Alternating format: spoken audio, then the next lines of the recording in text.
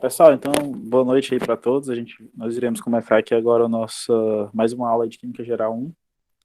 Então, conseguindo me escutar, né, gente? O áudio tá ok, né? Tá ok. Beleza. Então, vamos lá.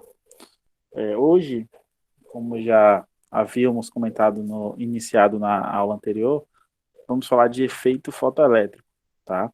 E aí, mais uma vez, só para ressaltar, o que tem a ver, né, o efeito fotoelétrico com o estudo da estrutura atômica, né, que é o nosso, digamos assim, o nosso objetivo geral dessa primeira parte da disciplina, né? Estudar a estrutura atômica do átomo, né?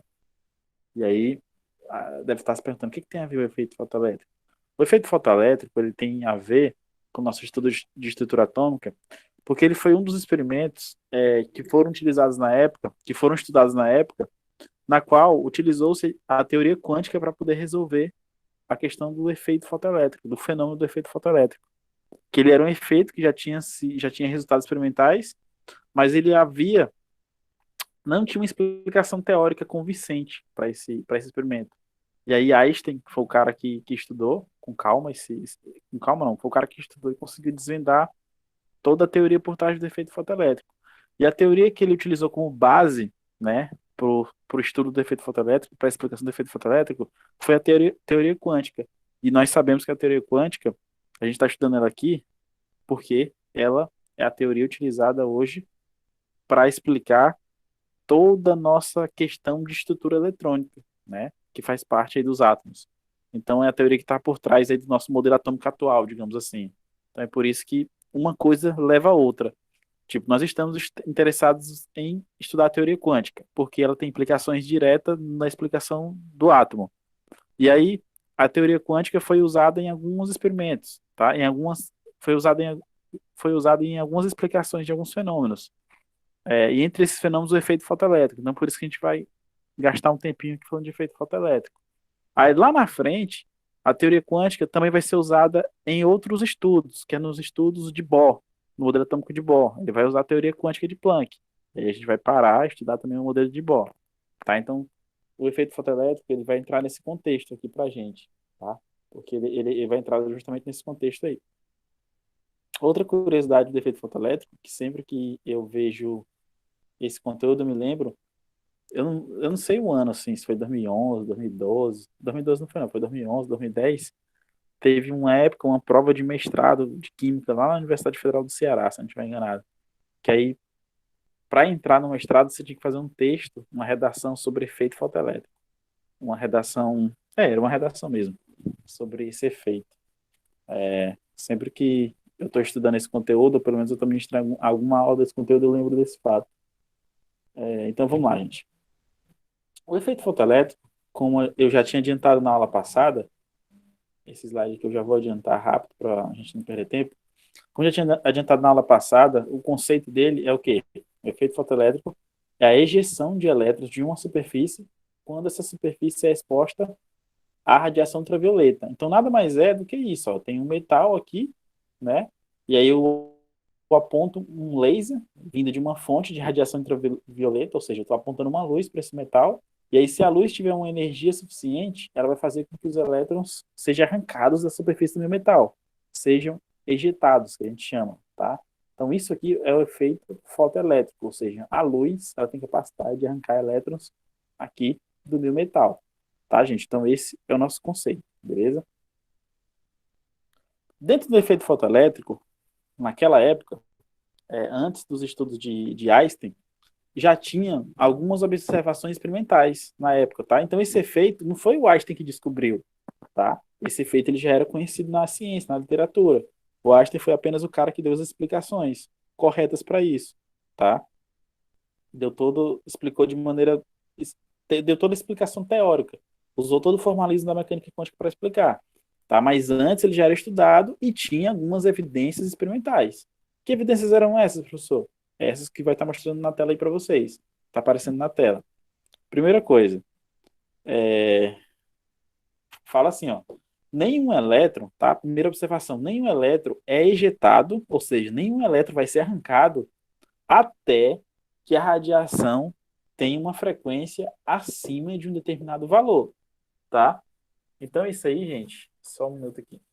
Então, isso aí é interessante para a gente, certo? Essa é a primeira observação que a gente precisa entender. Que a frequência da radiação, ela tinha um valor mínimo para fazer com que o elétron fosse arrancado da superfície desse metal, tá? Então, essa é a nossa primeira informação, tá? E aí, outra coisa. Lá no final ele fala assim, ó, até que o elétron tem uma frequência acima de um determinado valor.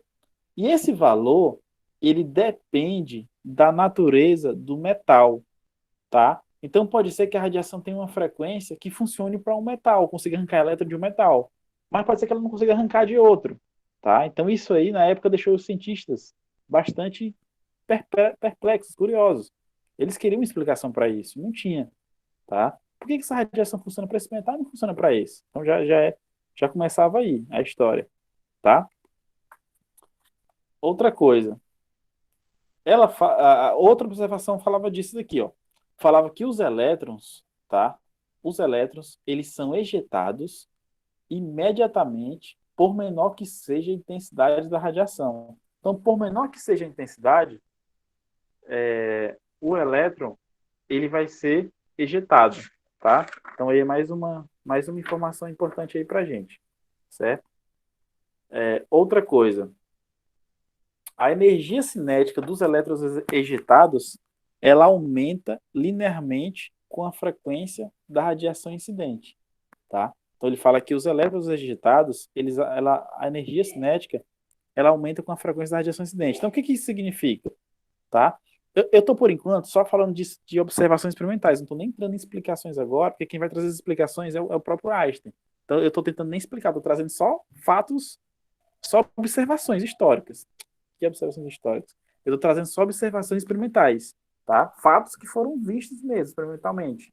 Tá? Não estou nem caindo no mérito aqui das explicações, tá? E aí a questão da energia cinética, gente, eu só vou fazer um parênteses para explicar isso aqui, para vocês já entenderem o seguinte, ó. Porque toda vez que a minha radiação, ela vai encontrar aqui um metal, ela vai arrancar o elétron. Beleza. Esse elétron ele vai sair desse metal. Se ele vai sair, então ele está se movimentando, vai ter um determinado movimento. Se ele tem um movimento, quer dizer que vai ter uma energia cinética. Vai ter uma energia cinética relacionada com esses elétrons que são arrancados. Por quê, professor? Porque a energia cinética, a gente sabe que é energia associada ao movimento, né? Portanto, se eu tenho um laser altamente energético e ele vai ter essa capacidade de arrancar os elétrons aqui, então eles vão sair do metal. Se eles estão saindo com movimento, então quer dizer que eles estão saindo com uma determinada energia, tá? E aí, quanto maior a energia do meu laser, maior é a energia cinética desse elétron aqui que vai ser arrancado, tá? E aí, no caso aqui dessa terceira observação, ele nem está falando de energia, eu que estou falando, mas ele está falando no caso de frequência. Mas, de certa forma, frequência é energia, já que a energia, né? A gente, vimos na aula anterior que a energia ela não é diretamente proporcional à frequência, o Ni, né? Então, quer dizer, se a minha frequência da minha radiação for muito grande, à medida que ela aumentar, quer dizer que a minha energia também aumenta. Então, à medida que minha frequência está aumentando aqui, quer dizer que o meu elétron vai sair com mais velocidade, tá? Vai ser arrancado com mais vigor e, consequentemente, maior velocidade ele vai possuir depois que ele sair da superfície do metal. Tá dando para entender, gente? Ou eu tô falando muito rápido?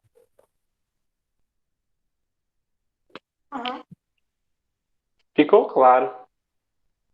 Beleza. Ok. Certo, então vamos lá. Então, vou resumir aqui de novo. Então, a gente tem três observações históricas. Eu estou com esse nome históricos aqui, porque eu estou mostrando a história da ciência, e esse nome histórico está na minha cabeça. Então, a gente tem três observações experimentais, tá? A questão do elétron ser ejetado quando tiver uma radiação com uma frequência específica, acima de uma frequência específica. A segunda observação é que os elétrons são ejetados imediatamente, por menor que seja a intensidade da radiação. E aí, daqui a pouco, vocês vão, de cara, pode estar pensando assim, cara, essa segunda afirmativa, ela está meio estranha, porque vocês podem pensar que ela está em desacordo com a primeira, só que não está, tá? Porque a primeira fala de frequência, de valor da frequência, a segunda fala de intensidade da radiação, que são coisas diferentes, tá? E a terceira fala de energia cinética, que ela a energia cinética dos elétrons, ela é aumentada, ela aumenta à medida que a frequência da radiação também aumenta, tá? Ou seja, ela aumenta linearmente com a frequência da radiação, tá? Então, se a minha frequência Ni aumenta, quer dizer que a minha energia cinética, tá? A minha energia cinética, o EC, também aumenta, tá? Eu estou usando aqui energia cinética EC numa abreviação mesmo bem aportuguesada, digamos assim. O normal mesmo é a gente utilizar o K para energia cinética, tá? Principalmente nos livros em inglês, na verdade, a gente utiliza o K, mas eu estou colocando EC aqui para facilitar. Então, à medida que a minha frequência aumenta, a minha energia cinética também aumenta, tá? Então, só um resumo aí das observações experimentais que a gente tinha na época, tá? Cara, toda vez eu faço isso, eu risco nos lugares indevidos. Deixa só eu apagar aqui, gente, para eu poder comentar essa questão aqui de aumento linear, tá? Que é uma coisa importante, tá? Então, fala assim, ó. Vamos lá. Fala assim, ó. Toda vez, né, que uma propriedade y, tá? Então, que eu estou levando lá para a matemática de funções do primeiro grau. Então, toda vez que uma propriedade y, ela varia linearmente com uma propriedade x, tá? Então, tem duas grandezas, uma y e uma x, tá? Como se fossem as funções lá do primeiro grau, né? F de x, por exemplo. Então, toda vez que a propriedade y varia linearmente com a propriedade x, aliás, uma propriedade y, ela varia linearmente com a propriedade x, se a relação entre elas, que no caso é entre x e y, foi escrita como y igual a b mais mx, na qual o meu b e o m são constantes, tá? Ou eu vou trazer até aqui, gente, para facilitar ainda mais nossa vida, eu vou fazer aqui, ó, tá? Então, toda vez que a minha propriedade y varia linearmente com a propriedade x, então toda vez que elas variarem, eu vou poder escrever isso aqui, ó. Y é igual, aqui era para ser um ax mais b, né? Que é uma função do primeiro grau, né? Normal que a gente conhece, lá da matemática, do primeiro ano, né? Do ensino médio. Então, toda vez que uma propriedade varia linearmente com a outra, esse aumento linear, essa variação linear, toda vez que ela acontecer, eu posso escrever uma equação desse modelo aqui. Y, que é a minha primeira propriedade, é igual a x mais b, na qual a e b são quem? São constantes, tá? São constantes. A única coisa que varia mesmo são as duas propriedades de interesse, que no caso é y e é x. E varia como, professor? Variam linearmente, tá? Então, a gente precisa, sempre que eu falar de aumento linear, ou de aumento linear, a gente precisa estar ligado que tem a ver lá com as funções do primeiro grau, tá? Com as funções lineares, beleza? E aí, no caso, e aí no caso também fala que a propriedade y, ela é proporcional a x se y for igual a mx, ou seja, uma das minhas constantes, que é a constante b, ela foi igual a zero, tá? Então, como é que fala? Outra propriedade das funções do primeiro grau, tá? Eu cancelo uma das constantes, tá? O próprio b, né? Quando o b aqui foi igual a zero, quer dizer que meu y vai ser igual a mx, não quer dizer que o meu y é proporcional a x, tá? É diretamente proporcional a x, na verdade, esse é o termo correto, beleza? Então, aí você deve estar perguntando assim, professor, por que você está falando disso daí? O que tem a ver com o efeito fotoelétrico? Daqui a pouco a gente vai ver o que tem a ver, tá? Daqui a pouco a gente vai ver a relação dessas propriedades aqui de funções com o efeito fotoelétrico. Beleza, gente? Então, vamos lá.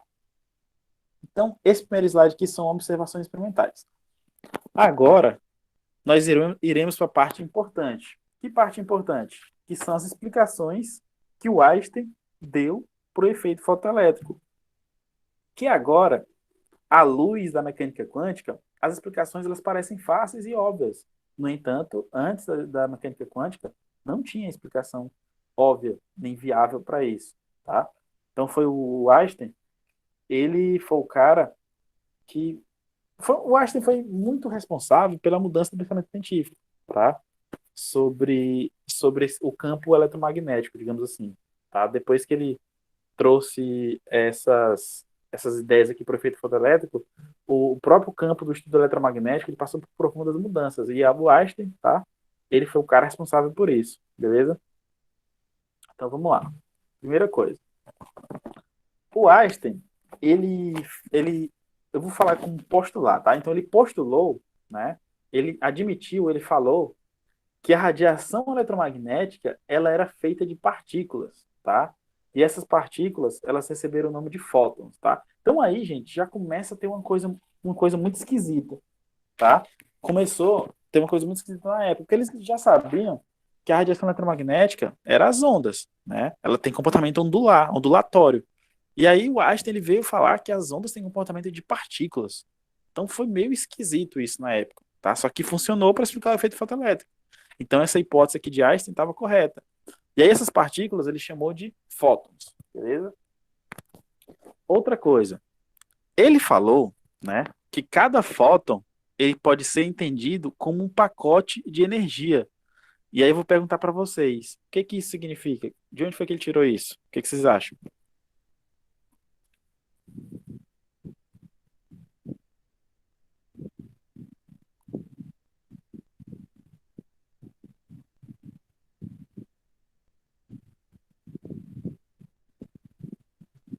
Ele postulou isso a partir das ideias de Planck, Max Planck. Exatamente. Exatamente, ele fez isso, tá? Então, primeira coisa, ele admitiu que a radiação eletromagnética é feita de partículas, que ele chamou de fótons. E aí ele falou que essas partículas, ou seja, cada fóton, pode ser entendido como um pacote de energia. Então aqui é justamente isso que o Márcio falou. Ele já está trazendo uma informação que veio lá da mecânica quântica de Planck. Então já é a primeira contribuição de Planck aqui para um outro fenômeno, que no caso é o efeito fotoelétrico. Então o Einstein, ele pegou, né, essa informação aqui de Planck e colocou aqui dentro do efeito fotoelétrico para explicar, beleza? Outra coisa, ele falou assim, ó, a energia do fóton, tá? Porque isso aqui é até óbvio, essa terceira explicação. Ele fala que a energia do fóton, ela vai se relacionar, ela se relaciona ou relaciona-se com a frequência da radiação através da expressão E igual a Hν, que essa expressão aqui é a própria expressão de Planck para a energia do pacote, do quanto, né? Quanto de energia. Então ele só fez pegar a própria fórmula e trouxe para cá. Só que aqui no caso, ele pegou a teoria quântica inteira. A única coisa que ele mudou foi os nomes. Em vez de usar pacote de energia ou usar lá o quanto, ele chamou aqui de fóton, tá? E aí, cada fóton, né? Cada fóton relaciona-se com a frequência da radiação através da energia, através da fórmula de Planck. É igual a Ni. Ou seja, a frequência, cada fóton tem essa energia relacionada com a própria frequência da radiação, tá? Então isso aqui, gente, isso aqui são as ideias de Planck, ou as ideias de Einstein por efeito fotoelétrico, tá? Outra coisa, essa energia, tá? O E é igual a Hν, né? É importante que vocês entendam, então preste atenção no que eu vou falar. Essa energia aqui é uma medida da energia de cada fóton. Então, digamos aqui, é porque não tem que mudar um zoom. Digamos aqui, ó, que eu tenho o meu laser está apontando para o metal. Aí, o próprio laser em si, ele é composto de vários pacotes de energia, tá? Composto de vários fótons, ó. Esses pinguinhos que eu estou colocando em vermelho, para vocês entenderem, são os fótons, ó, certo? Então, percebam que a minha radiação eletromagnética, né, ela é composta de vários fótons, né, que são os pacotes de energia, tá? Então, tá aqui, ó, ela acompanha a minha radiação, de acordo com Planck, ou de acordo com Einstein, beleza? Cada pontinho desse, eu estou chamando, o próprio Einstein chamou de fóton, tá?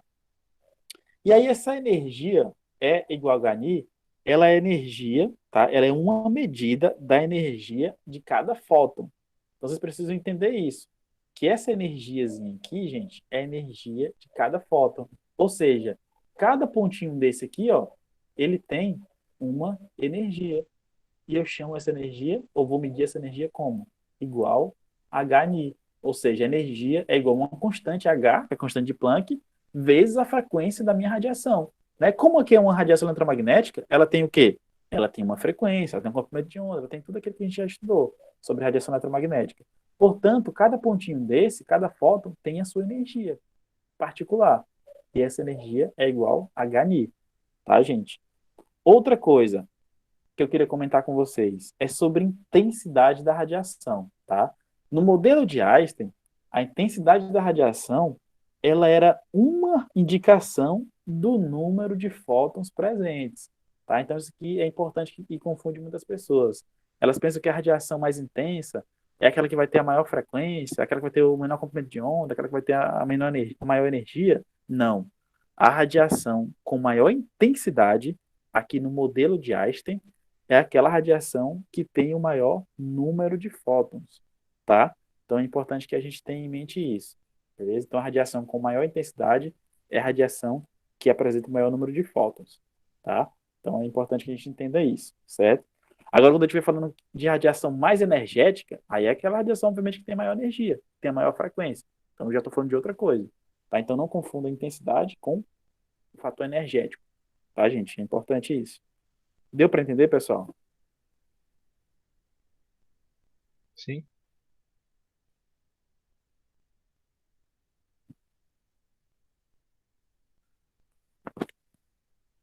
Aqui só tem o espectro. Aqui tem um espectro eletromagnético. Deixa eu ver aqui. Ah, beleza. Ah, tá. Sobre a questão da energia, tá? A questão da energia dos fótons, é importante a gente tratar também, ah, tratar do próprio espectro, tá? Do tipo os tipos de radiações e os tipos de energia. Porque, por exemplo, eu acabei de falar para vocês, né? Os fótons, a radiação eletromagnética, ela é composta de fótons, tá? Que são as minhas partículas aí, beleza? E aí o que é que acontece? Eu tenho que saber relacionar o meu tipo de radiação com a própria energia, tá? Então, por exemplo, ó, os fótons da luz ultravioleta, eles têm mais energia do que os fótons da luz visível. Então, estou afirmando isso, tá? Que os fótons da luz ultravioleta, eles têm mais energia que os fótons da luz visível. E aí, quando eu venho para cá, gente, ó, para o próprio espectro eletromagnético, eu consigo verificar isso, tá? Porque o próprio espectro eletromagnético, ele está falando, ele me mostra que a luz ultravioleta, ela tem frequência dessa ordem aqui, ó, de 10 elevado a 16, tá? Tá nessa ordem aqui. Já a luz visível, ela está aqui nessa ordem entre 10 a 15, 10 a 14, tá? Então ela tem uma frequência menor. Então aqui eu posso ver, ó, que a minha frequência da luz ultravioleta, eu vou só escrever aqui, gente, ó, só um minuto, só para vocês entenderem o que eu estou falando. Só que é muito ruim escrever com mouse, e aí acaba que eu fico perdido. Então, a frequência da luz ultravioleta, tá? Frequência da luz ultravioleta, vou colocar só ultra, não vou escrever o nome todo, ela é maior do que a frequência da luz visível, tá? Vou colocar só o vis para vocês entenderem que é visível, tá? Então, o próprio espectro está me mostrando que a frequência da luz ultravioleta é maior que a frequência da luz visível. E eu sei relacionar a energia com a frequência, né? Eu sei que a minha energia de uma radiação é igual a Hν. Ou seja, quanto maior for a frequência, maior a energia. Então quer dizer o quê? Que as energias dos fótons de luz ultravioleta, eles têm maior energia que os fótons de luz visível, tá? Então é importante que a gente entenda isso, tá? O tipo de luz e a relação dessa luz com a própria energia, tá? Então eu quero que isso fique óbvio para vocês, tá? Por exemplo, vamos lá. Então digamos que eu tenho um laser de luz infravermelha, que é a luz do controle remoto, e tem um laser de luz ultravioleta. E aí eu quero arrancar os elétrons de um metal. E só que eu sei que esses elétrons estão fortemente ligados a esse metal. E aí, o que que eu faço? Eu uso a luzinha mais fraca ou a luz mais forte? A luz que tem mais energia, tá? Se eu sei que os elétrons estão bastante ligados ao metal, é obviamente que eu tenho que usar uma luz com mais energia. Por quê? Porque uma luz com mais energia vai me fazer arrancar os elétrons que estão fortemente ligados ao metal, tá? Então é importante que a gente tenha em mente essa questão, tá? Do meu poder. É como se fosse é como se fosse uma arma, digamos assim, é o meu poderio de fogo para arrancar esses elétrons. Então, os elétrons estão fortemente presos aqui na superfície do metal. Então, quanto maior for a energia desse meu laser, maior a capacidade dele de arrancar os elétrons. Tá? Então, é importante que eu saiba sempre relacionar a minha luz aqui, a minha radiação do espectro eletromagnético com o meu teor energético. Então é fácil de relacionar, é só você olhar para a frequência. Quem tiver maior frequência vai ter maior energia. Consequentemente, vai ter maior capacidade de arrancar elétrons da superfície do metal. Então, em resumo, é isso. Beleza, gente?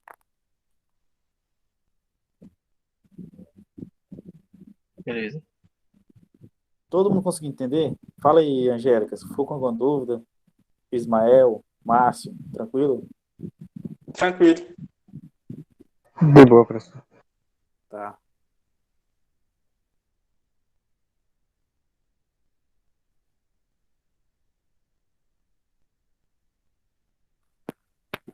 E aqui, gente, ó, por exemplo, então, já que estamos tratando dessa parte do teu energético, né? Então tem um exemplo aqui, uma questão para analisarmos aqui com calma. Então fala assim, ó, ela pede nessa questão aqui, bem simples para a gente utilizar a fórmula de Planck, tá? Fala assim, qual é a energia de um fóton de luz azul de frequência 6,4 vezes 10 elevado a 14 Hz, tá? Então é um exemplozinho bem bobo, assim, bem tranquilo, que a gente pode utilizar a nossa equação lá do Planck, né? E igual a HNI, que foi a própria equação que o Einstein também utilizou na explicação do efeito fotoelétrico, tá? Então, a resposta é simples, ó. Primeira coisa é utilizarmos a fórmula. Então, como ele está pedindo energia, eu sei que a energia é igual à constante de Planck vezes a frequência. A constante é um valor tabelado, já sei. E a frequência? A questão aqui me deu, tá? A questão me forneceu. Então é só colocar aqui na fórmula, fazer multiplicação e já vou achar a energia. Então é o que foi feito aqui embaixo, ó. Então a constante de Planck está aqui, ó, 6,626 vezes 10 elevado a menos 34 joules vezes segundo, está aqui. Então aqui é o meu H, beleza? A minha frequência foi fornecida na própria questão, ó, 6,4 vezes 10 a 14 Hz, tá? Então tá aqui a minha frequência. Só lembrando, gente, ó, só lembrando, Hertz, tá? Aqui, ó, unidade de frequência. Hertz é igual a 1/segundos, tá? Que também é igual a segundos a menos 1, tá? Então, só abrir esse parênteses aqui para vocês lembrarem da minha unidade de frequência, que é o Hertz, que ela é uma unidade inversa às nossas unidades temporais, digamos assim, tá? Então, segundos a menos 1. E aí agora tá aqui, gente, ó. Já tá tudo na fórmula, então é só fazer a multiplicação, né? O velho matemátiquês. Multiplica a constante de Planck pela minha frequência que foi fornecida. Aí quando você multiplica, vocês vão achar, gente, ó, 4,2 vezes 10 elevado a menos 19, tá? Por que que deu 10 elevado a menos 19, professor? Porque aqui, ó, meu expoente da constante de Planck é menos 34. E aí quando eu vou somar aqui com 14, né? A gente vai ter uma predominância do valor negativo aqui, por ele ser menos 34, tá? Então é importante que a gente tenha em mente isso, certo? Outra coisa, deixa eu ver. Ah, tá. Aqui, gente, ó, tem os segundos, beleza? E aqui tem o hertz, tá? Só que o hertz é a mesma coisa que eu acabei de falar com vocês, de 1/segundos. Daí, como o segundo está no denominador aqui e no numerador lá na constante de Planck, eles vão ser cancelados. E aí só vai sobrar o joule, que vai ser a minha unidade de energia que aparece aqui, o joule, tá? Então, é uma questão, gente, bem tranquila, tá?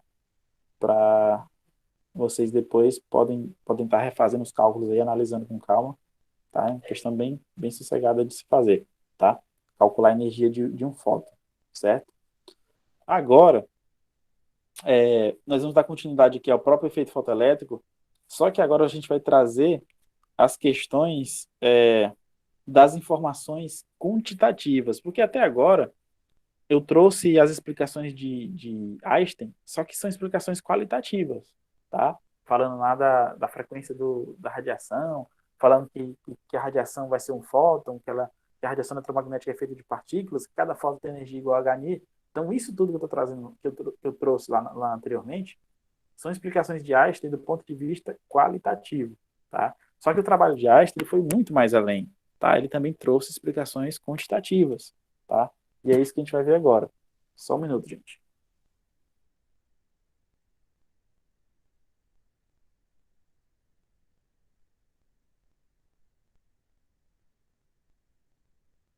Tá, então vamos lá. Certo. Então, as informações quantitativas são essas, tá? Então é o seguinte, ó.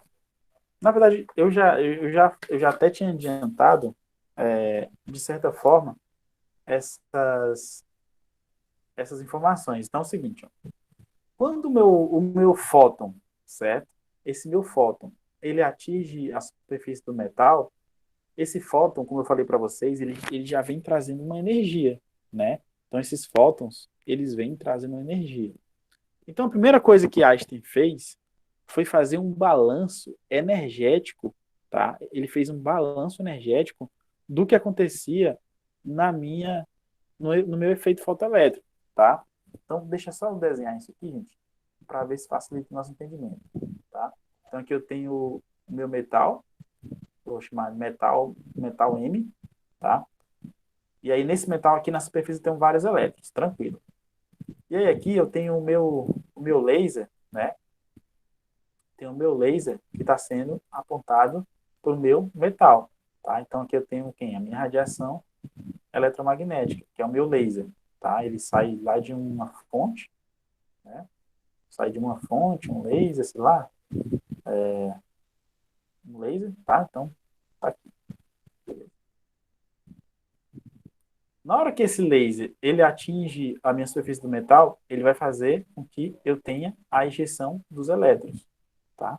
E aí agora eu vou mudar aqui a cor para me indicar que os elétrons eles serão ejetados, tá? Então isso aqui que eu tenho são os meus elétrons, tá? Então, agora deixa eu voltar para a mesma cor antiga, tá? Então Einstein fez isso, ele fez um balanço energético. Ele verificou a primeira coisa, cada fóton ele traz a sua energia, tá? Então ele traz a sua energia HNI, né? Cada fóton traz a sua energia HNI, beleza? Cada elétron ele está preso aqui na superfície do metal por uma determinada energia, tá? Ele tem uma energia específica que faz com que o elétron fique preso, tá? Ou seja, para esse elétron poder ser arrancado, é necessário uma energia. Aí alguém vai perguntar, professor, mas que energia seria essa?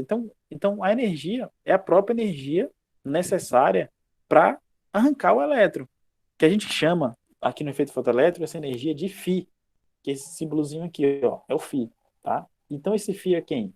É a energia necessária para ejetar o elétron. Então, o que isso significa? Alguém pode perguntar, professor, então é qualquer laser que vai arrancar o elétron da superfície do metal? Não, não é qualquer laser. Esse laser, ele tem que ter uns fótons com uma energia igual ou superior à energia necessária para arrancar o elétron. Porque se a energia for inferior, ele não vai conseguir arrancar o elétron, porque a energia digamos assim, na qual o elétron está preso ao metal, ela vai ser maior. Então, eu não vou ter energia suficiente para arrancar. Então, isso tudo que eu estou trazendo aqui, gente, são explicações de Einstein, tá? Utilizando a teoria quântica para dar essas explicações, que na época não tinha, tá? Então, esse meu φ, tá? Essa letra grega φ, que elas muitas vezes aparece nos livros como função trabalho, ela é a energia necessária para ejetar o elétron. Eu vou perguntar para vocês, esse φ, vocês acham que ele é constante ou varia de metal para metal? Eu acho que varia. É isso aí. Essa energia essa energia necessária para ejetar o elétron, ela varia de metal para metal. Então, ela é uma propriedade, esse φ é uma propriedade característica do metal, beleza? Então, ela é uma propriedade eminentemente ela é uma propriedade intrínseca do metal, ela depende lá do metal, beleza? Então, essa é a primeira informação. E aí, outra coisa, quando a minha energia dos meus fótons, ela é bastante intensa, ela vai fazer o elétron ser ejetado. E aí os elétrons eles estão voando aqui, ó, nessa minha representação aqui em lilás, que tá aí na tela de vocês. Como esses elétrons estão foram arrancados e eles estão em movimento, se eles têm movimento, eles têm uma energia. É uma energia cinética, como eu já tinha comentado com vocês. Então, eles vão sair com a minha energia cinética. Tá? Eles vão sair com energia cinética. Então, agora, nós estamos com um probleminha para resolver. Que probleminha para resolver, do ponto de vista quantitativo? Eu preciso fazer um balanço energético do efeito fotoelétrico. Por que, professor, que eu tenho que fazer? Porque eu tenho três entidades energéticas. Eu tenho a minha energia do fóton, HNI, eu tenho a energia cinética do elétron, que está voando, que foi arrancado, e tenho a minha energia necessária para arrancar o elétron, a função trabalho. Então, eu tenho três parcelas de energia dentro do efeito fotoelétrico. Então, se eu quero tratar isso de maneira quantitativa, eu preciso entender como que essas energias estão relacionadas dentro do efeito fotoelétrico. Então, eu preciso fazer um balanço energético, tá? Então, foi isso que Planck fez, que Einstein fez, desculpa. Então, isso que Einstein fez, que é o que está mostrado aqui embaixo na tela de vocês. Einstein mostrou isso daqui, ó. Ele mostrou que a energia cinética do elétron injetado, tá? Que é esse que eu estou marcando, ó. Ele mostrou que a energia cinética do elétron injetado, aquele meu Ezinho, sei lá, a energia cinética do elétron injetado, ela vai ser igual à energia disponibilizada pelo fóton, que é meu HNI, menos a energia necessária para ejetar o elétron, que é a função trabalho. Ou seja, eu vou usar uma energia HNI para arrancar o elétron. Aí, beleza, arranquei. Só que digamos que esse meu HNI, ele é muito maior do que a função trabalho, ou seja, eu vou ter uma sobra de energia. Porque, digamos assim, eu usei, sei lá, ó, eu vou fazer aqui uma comparação absurda para vocês entenderem. Eu vou usar 50 joules no meu laser para arrancar o elétron. Só que a função trabalho desse elétron, que está preso no metal, ela só é 30, tá? Só é 30. É um saldo, tipo um saldo bancário. Então, eu vou usar 50, eu tenho 50 aqui no meu fóton para arrancar a potência do meu laser. Só que lá só vou usar 30, porque o elétron só está preso ao meu metal com essa energia de 30. Então, vai sobrar quem? Vai sobrar 20. E aí, esses 20, eu vou fazer o quê? Eu vou jogar fora, vai sumir, vai perder? Não. Esses 20 serão convertidos em energia cinética. Então, dos 50, 30 vou usar para arrancar o elétron, e os 20 que sobrar, o elétron vai levar com ele através de energia cinética, energia de movimento, tá? Então vai ser isso. Então esses 20 que vai sobrar vão ser utilizados como energia cinética, beleza? Aí, digamos, alguém vai falar assim, professor, e digamos que você tem um laser agora com 70, você tem um laser com potência 70, e no mesmo metal, a lógica é a mesma. Eu vou utilizar 70, né? Eu tenho 70, mas eu vou precisar de 30 para arrancar o elétron. Então vai sobrar quanto de energia cinética agora? Vai sobrar 40, tá? Por quê? Porque é o meu saldo energético. Então aí você já pode chegar numa determinada conclusão. Então quer dizer que quanto maior for a energia do meu laser, maior vai ser a energia cinética que o elétron vai ser ejetado, tá? Então quanto maior for a frequência do meu laser, maior vai ser a energia cinética que o elétron vai ser arrancado. E aí está de acordo com aquela observação que tinha lá no início. Ó, está de acordo com essa observação que tinha lá no início aqui, ó. Na observação experimental, que eles sabiam, na época, que a energia cinética dos elétrons agitados, elas aumentavam linearmente com a frequência da radiação. E foi isso que eu acabei de mostrar para vocês, ó. À medida que aumenta a frequência da radiação, ou a energia da radiação, está relacionada, né, são diretamente proporcionais, então, à medida que eu aumento a minha energia da radiação, maior está sendo a energia cinética aqui de sobra, né? A energia cinética. Então, quer dizer que quanto maior a energia que eu uso na fonte aqui do laser, maior vai ser a minha sobra, o meu saldo. E esse saldo é convertido em quem? Em energia cinética. Então, quando eu tinha 50 de energia do fóton, sobrou só 20 de energia cinética. Quando eu tenho 70, aí já sobra 40 de energia cinética. Tá? E sobrou por quê, professor? Porque 30 foi utilizado para arrancar o elétron, que era a função trabalho lá do elétron, função trabalho do metal, né? Que era a energia necessária para agitar o elétron. E aí toda sobra foi convertida em energia cinética. Pessoal, vocês estão entendendo? Eu estou falando muito rápido. Estamos sempre, professor. Tá tranquilo? Deu para entender. Tá de boas. Beleza.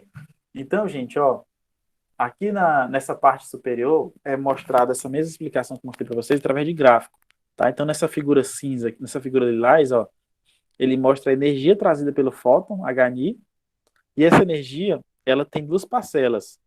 Primeira coisa, a primeira parcela é essa meio verde aqui com azul, que é a energia necessária para remover o elétron, que é a função trabalho. Então, boa parte da energia eu uso para remover o elétron.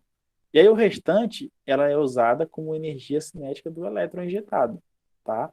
Então é importante que vocês tenham vocês tenham em mente essa, essa informação, tá, gente? Então isso aqui tudo são informações quantitativas, tá?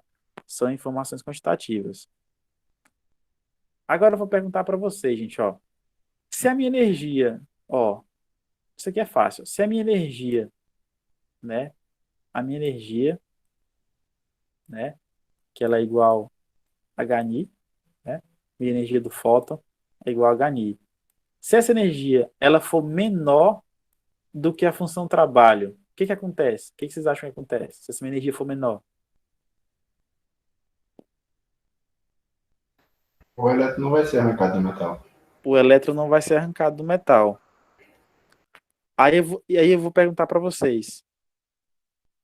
Eu não sei se eu faço uma pergunta ou se eu dou uma informação. Não, vou dar uma informação. Então, é justamente isso que o Edson que falou, né? Então, justamente isso. Se essa minha energia ela for menor do que a função trabalho, o elétron não é arrancado. E aí eu ainda vou dar outra informação. Independentemente da intensidade da radiação. Então, por mais que a radiação seja intensa, o elétron não vai ser arrancado. Aí alguém vai falar assim, professor, mas que história é essa? Quer dizer que a radiação é intensa, mas não arranca o elétron? Não arranca. Por quê? Porque para ele ser arrancado, ele depende da energia e não da intensidade. Aí alguém poderia pensar, professor, mas a intensidade não é energia? Não, intensidade não é energia. Intensidade, ela diz respeito ao número de fótons. Então, por mais que eu tenha um monte de fótons aqui e vá aumentando gradativamente a quantidade, mas se ele não tem energia suficiente, não vai arrancar o elétron, não tem história, tá? Então, vocês não podem confundir intensidade com energia aqui no efeito fotoelétrico, tá? Então, por mais que a minha intensidade da radiação seja absurda, ela não vai conseguir arrancar o elétron, porque a ejeção do elétron depende da energia e não da intensidade. E aí, de novo, repetindo, por quê? Porque a intensidade ela se refere ao número de fótons. Mas se esse número for grande, mas não tiver energia suficiente, não vai arrancar o elétron, não tem história, não tem conversa. Beleza? Agora o exemplo contrário, né?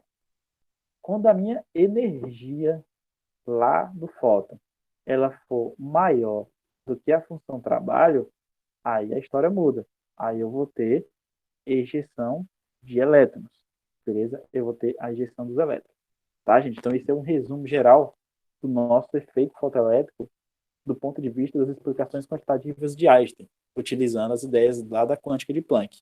Beleza, gente?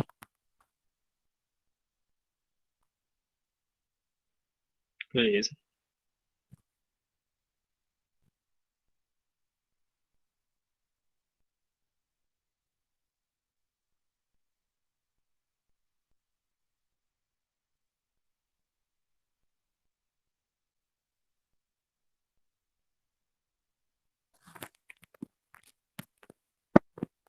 Beleza, então vamos lá. Pessoal, então aqui, ainda dando continuidade à questão das informações quantitativas, tá? Nós temos que aquela equação que vocês acabaram de ver, tá? Do saldo energético do efeito fotoelétrico, ela pode muito bem ser comparada com uma equação de uma função do primeiro grau, tá? Y igual a mx, tá? Igual a mx menos b, tá? Y igual a mx menos b. Então, se eu posso comparar, nós podemos fazer o trabalho, tá? Nós podemos fazer um trabalho mais pragmático, digamos assim, tá? Podemos relacionar aqui as nossas grandezas do ponto de vista matemático. Porque é o seguinte, ó, a minha energia cinética, tá? Que é o meu Y, tá? A minha energia cinética, até colocar a minha energia cinética, meu Y, ela vai variar linearmente com minha frequência, que é o meu X, que é a minha frequência. Então, aqui, ó, energia cinética, ME, que é a massa do elétron, vezes V ao quadrado, que é a velocidade do elétron, é a minha energia cinética. Ela é igual a Hν menos função trabalho. E aí, esse meu Nzinho aqui, gente, ó, o meu Ni é o X, tá? O meu Ni é o X. E o meu Y é esse próprio termo todo aqui da energia cinética. Então, tem uma relação de energia cinética com frequência, tá? Energia cinética versus frequência da radiação incidente. Como se fosse aqueles meus gráficos de x e y, tá? Então, a minha função de trabalho, ela é uma constante, ela é o B. O H é a constante de Planck, né? Também é uma constante, obviamente. Então, posso fazer todo um trabalho matemático com essa equação aqui de baixo, do saldo energético do efeito fotoelétrico. E esse trabalho que eu vou fazer matemático, ele está relacionado com funções de primeiro grau. Y igual a mx mais b, ou y igual a mx menos b, tá? Só é questão de jogo de sinal aqui. Então, toda vez que eu lançar um gráfico, tá, de energia cinética dos elétrons ejetados vezes a frequência da radiação incidente, eu vou ter uma reta. Por que, professor, que você vai ter uma reta? Porque eles têm uma dependência linear, né? São linearmente dependentes, né? Eles têm um aumento linear. Um está relacionado linearmente com o outro. Ou posso dizer que ambos são diretamente proporcionais, tá? A nossa questãozinha de proporcionalidade. Tá? Então, é o mesmo esquema. Toda vez que eu construo um gráfico x, y, lá das funções do primeiro grau, eu vou obter uma reta, né? Se elas obedecerem a função do primeiro grau, eu vou ter uma reta. Eles têm uma relação linear. Então, a minha energia cinética, ela tem uma relação linear com a frequência. E a prova disso é que quando eu pego dados de energia cinética e ploto versus a frequência, eu obtenho retas. E aqui, na figura, é mostrado para vocês 3 retas aqui que foram obtidas quando eu estudo o efeito fotoelétrico para 3 metais. Tá? O rubídio, o potássio e o sódio. Só um minuto, gente. Deixa eu só... isso. Então, eu tenho aqui, ó, eu tenho 3 metais que foram feitos estudos de efeito fotoelétrico, e quando eu ploto a energia cinética da radiação incidente, eu obtenho essas retas, tá? Então, aqui eu tenho esses valores, né? A gente vai falar sobre esses valores, tá?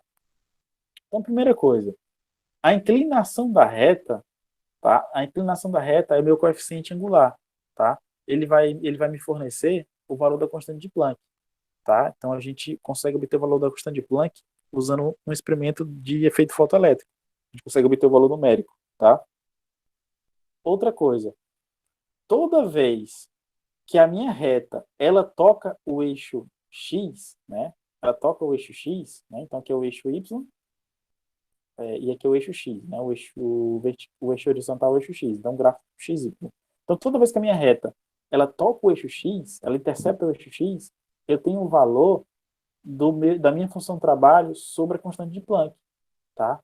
Então eu consigo obter os valores da minha função trabalho, tá? Já a constante de Planck, a gente sabe que ela é uma constante.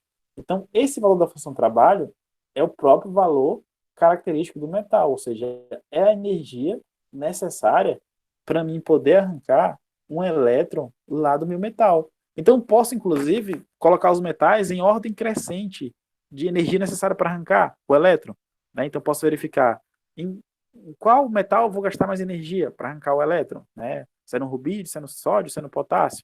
Então, eu posso obter essas informações através desse intercepto, tá? Entre minha reta e o meu eixo X.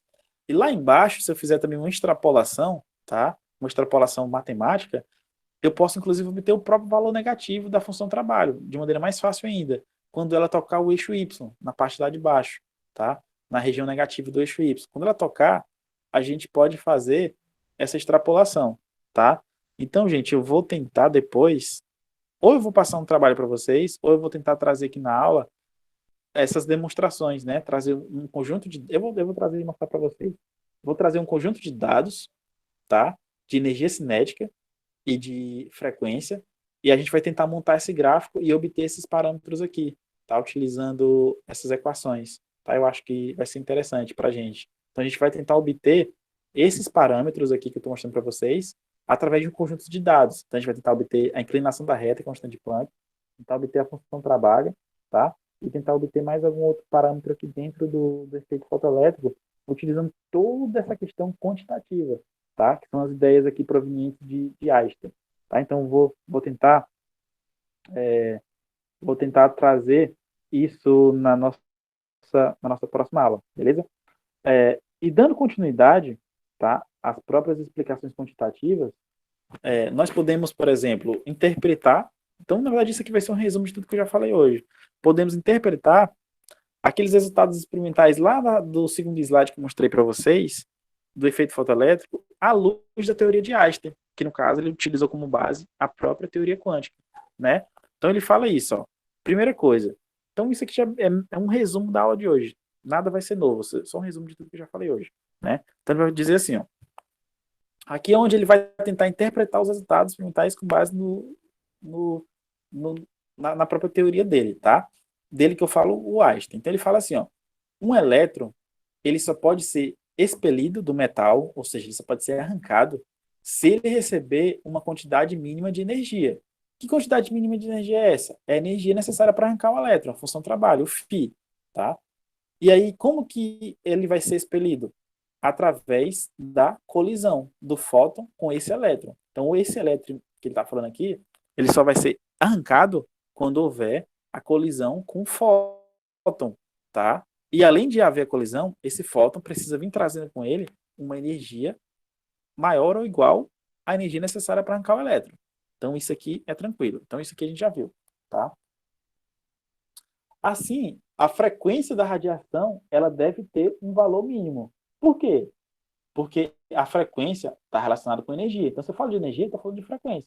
Então, a frequência, ela precisa ter um valor mínimo para que o elétron seja ejetado, beleza? E essa frequência mínima depende da função trabalho, tá? Então, a frequência depende da função trabalho. Logo, depende da natureza do metal. Então, não é qualquer laser que vai arrancar o elétron de um metal. Esse laser precisa ter uma frequência mínima. E essa frequência mínima está relacionada com quem? Com a função trabalho, tá? Então, isso é interessante. E a função trabalho está relacionada com o quê? Com a natureza do metal. Cada metal vai ter o seu valor da função trabalho, o valor φ, ou seja, o valor necessário para arrancar aquele elétron, tá?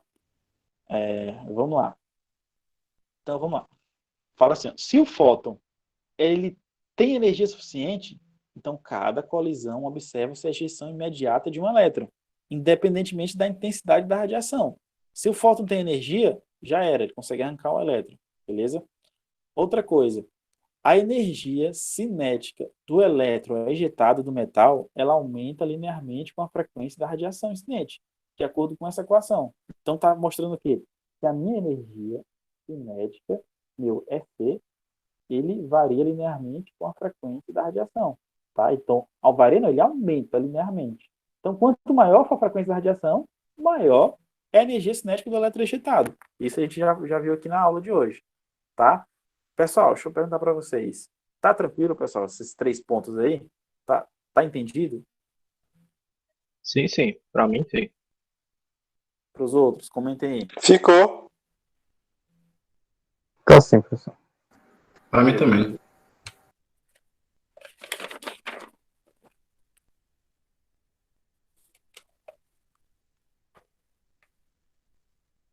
Então, para a gente fechar a aula de hoje, tá? Eu trouxe esse exemplo aí para a gente analisar, tá, gente?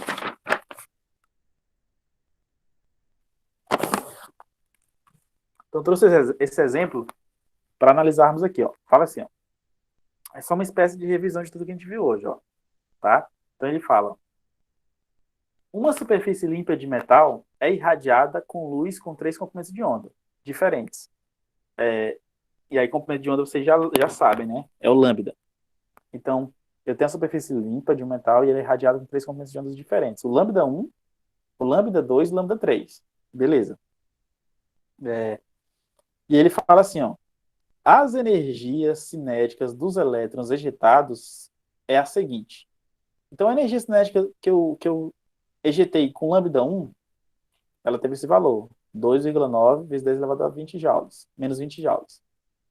A energia cinética do elétron que eu ejetei utilizando lambda 2, ela teve energia cinética de aproximadamente 0. A energia cinética do meu lambda 3, ela foi igual a 4,2 vezes 10 menos 19. Tá, beleza. Tranquilo. Então, tem essas informações aí. Lá no final, ele pergunta para mim qual é a luz que tem o menor comprimento de onda. Ou seja, ele está tratando lá do lambda 1, lambda 2 e lambda 3.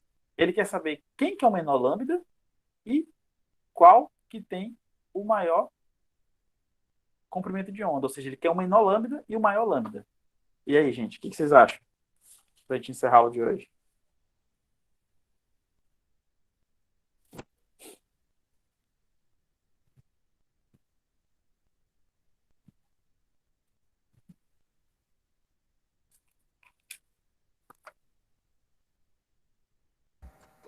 Para mim, o menor comprimento de onda é o lambda 3 e o maior é o lambda 2. Tomara que eu tenha acertado, senão eu vou ficar confuso. Não, não é. E aí, gente? Então vamos lá, eu vou ajudar vocês. Então, primeira coisa, vocês lembram que tem essa fórmula aqui, ó. Vocês lembram que tem essa fórmula? E é igual a H ni, né? Ou seja, minha energia está relacionada com a frequência. Alguém já vai falar assim, professor, mas ele não tem frequência não, só tem comprimento de onda. Como é que eu vou usar essa fórmula? Realmente, você não vai usar essa fórmula. Só que vocês lembram, que eu já falei em aula aqui também, na aula anterior, se não estiver enganado, que existe essa outra fórmula. E é igual a HC, né, sobre lambda, tá? E é igual a HC sobre lambda. Então, uma equação veio da outra, tá? Energia é igual a Ni, só que eu sei que o Ni é igual ao C dividido por lambda. Então, só fiz substituir. Então, tá aqui, ó. Então, a expressão que vocês vão usar para analisar essa questão é essa, tá? Então, primeira coisa, vocês precisam entender que as energias, seja qual ela for, qual energia for, ela é inversamente proporcional ao lambda. Ou seja, quanto maior for a energia, menor é o meu lambda. Deu para entender, gente, essa parte?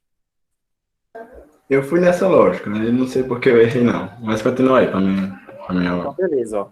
ver se eu Então entendo. agora, então agora, eu vou pegar aqui, ó, eu vou anotar os valores das minhas energias cinéticas, ó. Foi 10 a menos 20, tá?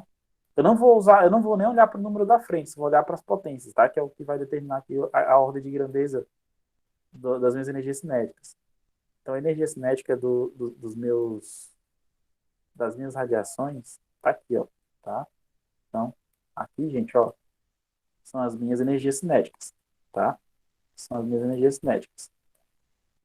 Então, aqui, ó, essa aqui é a minha energia cinética atribuída ao lambda 1. Aqui é a minha energia cinética atribuída ao lambda 2. E aqui é a minha energia cinética atribuída ao lambda 3. Os lambdas aqui, eles estão horríveis, feios demais, mas acho que vocês estão conseguindo entender. Tá? Então, aqui estão as minhas 3 energias cinéticas atribuídas a cada lambda. Então, na verdade, era para ser energia cinética 1, energia cinética 2 e energia cinética 3. Mas eu estou escrevendo desse jeito aí, beleza? Então, vamos lá. Então, primeira coisa, eu já quero saber de vocês aqui, gente. Quem é aí que tem a maior energia cinética?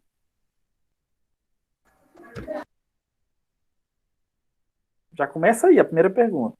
Vão me falando, que eu vou escrevendo aqui. Quem tem maior energia cinética? Seria a 2? Isso. Quem tem maior energia cinética é a 2. Então, a energia cinética 2 é a maior. Quem que é a segunda, gente? Acho que é menos 19, né? Menos 19. Então, é a 3. Não é isso? 3. Por último, é a minha 1. Né? A minha energia cinética 1 ela é a menor de todas, porque ela é 10 a menos 20, é um valor menor. Tranquilo, gente? Sim. Tranquilo, né? Então é o seguinte. Agora onde está a jogada, certo? Então vamos lá. Para mim ter uma energia cinética maior, ou seja, com base no saldo energético, quer dizer que a minha energia que entrou lá para arrancar o metal, ela teve que ser maior. Não sei se vocês estão concordando comigo, vocês estão entendendo o que eu estou falando. Para mim ter uma maior sobra de energia cinética, dentre as três energias aqui, quer dizer que a minha energia de entrada ela teve que ser a maior. Então, o que eu estou querendo dizer com isso? Qual que seria das três que tem a maior energia do fóton, que entrou lá para irradiar o meu metal? Qual delas que teria maior energia?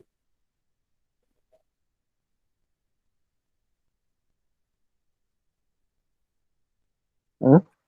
Ó, vamos lá, calma aí. Ó, aqui é o meu metal, né? E aí, aqui os elétrons saindo, tá?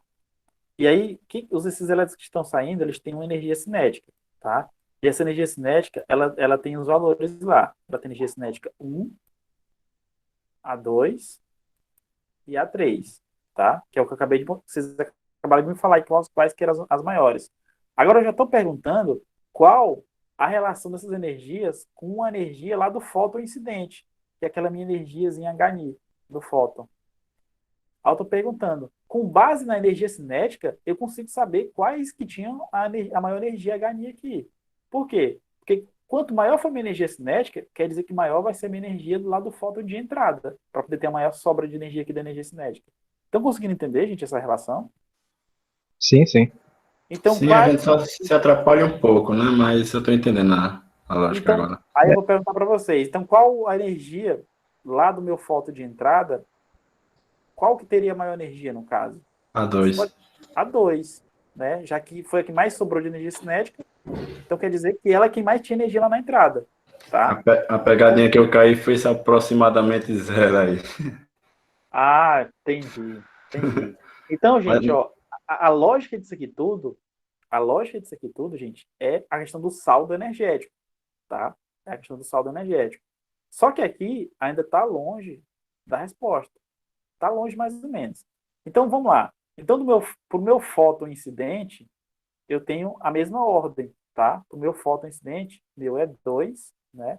Meu é 2, é maior do que meu é 3 e é maior do que o meu é 1, tá? Então, lembrando, vou colocar aqui HNI, para dizer que eu estou falando da energia do fóton incidente, e aqui eu vou colocar o EC, que é a energia cinética, tá? A minha energia cinética, tá? E aí tem tudo a ver. Por quê? Porque a minha energia cinética ela é diretamente proporcional à minha frequência. Tá? Então, as energias do fotoincidente ela é diretamente proporcional à própria energia cinética lá do elétron que foi ejetado. Então, aqui não tá tudo ok. Tá tudo normal, digamos assim. Beleza. Só que a pergunta não é essa, né? Até agora, eu estou perto da resposta. Porque eu já sei as energias da luz que foi usada para ejetar o elétron. Eu já sei as energias. Mas o comprimento de onda eu não sei ainda. No entanto, eu sei o quê? Que a minha energia ela é igual a Hc sobre lambda. Ou seja, a energia é inversamente proporcional ao comprimento de onda. E aí, com base nessas informações, eu quero que vocês me digam a resposta agora. Então, quem que tem o maior lambda? E quem que tem o menor? Confuso ainda?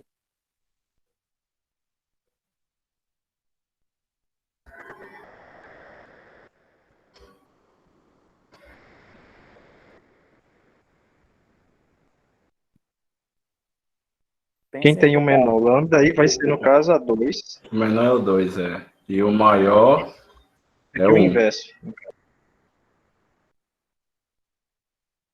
Eu sabia essa com laranjas. Perfeito, gente. Ó. O menor é o 2 e o maior é o 1. Perfeito. Tá, gente? Então, essa questão ela é relativamente fácil. Mas se fácil, ela é fácil, mas é confusa ao mesmo tempo. Tá? Porque você tem que fazer ela de trás para frente. Você tem os lambdas, e aí você tem as energias cinéticas, você tem que ir voltando, voltando, voltando, até chegar lá no lambda. Tá? Então é isso.